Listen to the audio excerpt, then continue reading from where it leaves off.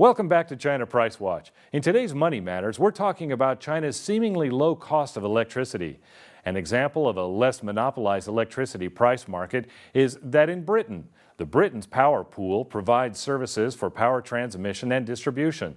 Britain's power pool provides services for power transmission and distribution.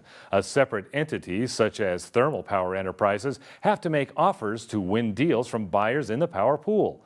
The state grid of Britain is essentially a power transmission distribution enterprise instead of just an electricity power seller. While in China, the monopolized state grid not only completely controls power transmission distribution, but also has expanded its power to electricity sales. Based on the natural monopoly theory, China has tied the monopoly power of electricity sales to transmission and distribution on the state grid, which benefits the state grid greatly. On the one side, it can take profits from thermal power enterprise bidding, while at the same time it profits by exploiting customers. In defense of criticism towards monopolized state grids, China's State Grid Secretary Liu Zhengya indicated that people should take a closer look at individual cases. He claimed that it's the Western countries who built the first expressway in the world. However, it was China who built up the first expressway of electricity. He said that if China wants its state grid to become a world-class power grid, then the monopoly is necessity. The monopolized state grid provides people more benefits, considering it is easier to regulate electricity prices on a macro level through subsidies to maintain its prices at lower levels, with the goal being to make electricity more affordable to low-income families.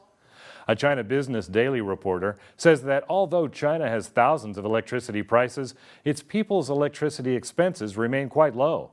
After looking at China and 14 developed countries in the world, he found out the electricity prices in China are the cheapest, with $0.075 per kilowatt hour. Particularly the price ratio of residential electricity prices and industrial electricity prices at only 0.83. The price in Britain is 0.199, with a price ratio of 1.64. Denmark and Japan have the highest prices with 0.356 and $0.232 and price ratios of 3.12 and 1.51 respectively. The comparison between Chinese prices and those in developed countries are huge, which could make a price increase in China seem minimal.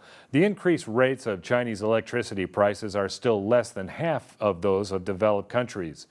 According to Beijing energy channels, European countries have witnessed a 6.53% increase in their industrial electricity prices and a 4.74% increase in their residential electricity prices annually, as they were affected by the increased price of energy resources. China instead only experienced a 3% increase. No matter how cheap the Chinese electricity prices get, the low average individual incomes of Chinese people still make the electricity prices hard to afford. The average individual income of Americans is 16 times higher than that of Chinese people, but their electricity prices are only 1.5 times higher than that of China. According to statistics, the average electricity consumption of Chinese individuals still remains quite low, as 2/3 of the country's people make up only 1/3 of the country's total electricity consumption. In contrast, 5% of those with high incomes consume nearly 24%. The professor from Energy and Economic Research Center in Xiamen University told the reporter that the crux of electricity price problems in China is systematic.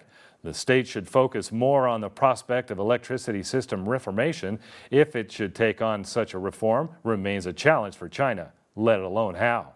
Don't go away, because up next for our question of the day, we'll hear what Beijingers think of the electricity pricing system and their own electricity prices. Stay tuned.